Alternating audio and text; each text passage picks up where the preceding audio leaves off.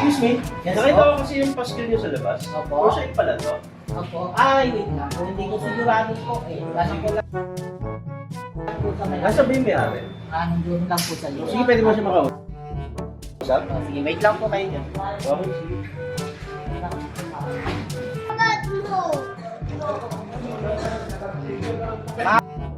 Oh, may tao po.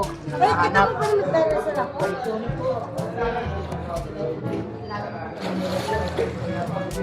Sure bang bayad yan? Ay, ka pa kakalit.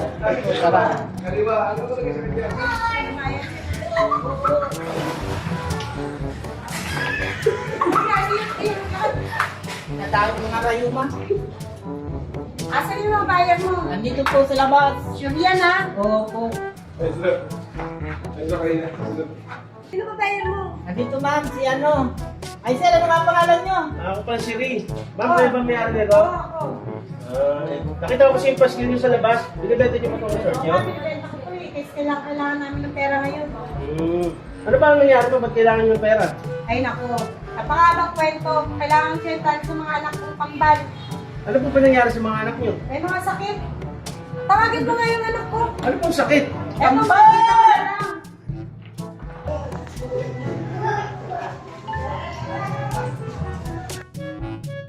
Ah! Oh! Ano po yun? Hali kayo, magpakilala ko kayo dito sa mga sila natin. Bibili ng resort natin para sa pagpapagaling ninyo. Ano po ba nangyari sa kanila? Dito po, anong nangyari dito? Dito, naku, dating marami kaming pera. Nasobra ng kabibilang, tapos naligo, ayan, napasma. Opo. Ito pong isa. Eto, babaero. Ay, Iniwanan ng jowa. Ayan na, lagi na sa CR eh. Paglabas, ganyan na. pasma rin. Pasma rin. Para silang pasma. Oo. Ba yan? Ang balik. Ayun kung kakagastusan nyo, no? Oo. Mapunta tayo ron sa, sa presyo ng resort. Mukhang malala na itong isa, oh.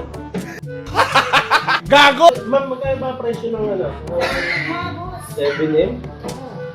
Wala rin bang bawas yan? Nanay, kailangan namin papagamot eh. Kulang kasi yung dala kong pera, 3M lang eh. Magkano ba kulang? Okay. Yung mga kulang eh. Okay. Oo. Extend na lang natin yan. Kailangan ko lang muna ng tawagin ng asawa ko talaga. Ha? Sige po, nasa po ba siya? Pakatawag natin. Tawagin mo na yung asawa para makapag-desisyon na dito kung talagang may benta ng resort o hindi. Ano pangalan? Sir, nakalimutan ko. Gunggong! Barinig kita sa mukha eh! Kailangan, sabi ka ni ma'am.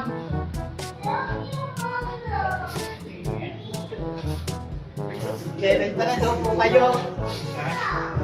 Wala ka na daw pong silbi.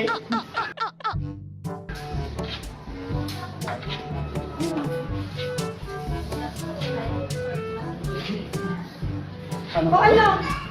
Okay ka pa? Oh, ma'am! Ano nangyari sa asawa niyo? May sakit din. Naku po! Lahat kayo may sakit. Oo. Bakit ikaw, ma'am? May sakit ka rin. Ano masyado? Ano masyado? O sige, sige, pag-usapan na natin yung ano. Ano ba Sagot bang ko na yung decision extend mo? na ako. Ikaw, kapayat naman. 3M lang daw yung bibili ng resort natin. Actually, hindi naman 3M, ma'am. 7M pa rin makukuha. I-extend na lang natin yung Extend na lang. 4M. Extend daw yung 4M. Ano ba nangyari dyan kay sir? Ay, laging nasa bar. Oh. Ayan, natirikan yata ng babae. Opo. Ayun ang nangyari. Anigas. Eh, buti eh. Kayo ma'am, wala kayong May nararamdaman din syempre tayo. Okay. Oo, syempre iba na rin yung may nararamdaman dahil sa edad natin. Kaya pala. Ano ma'am? Ano na ba tayo? Sige. Total, sinabi niya na, deal na.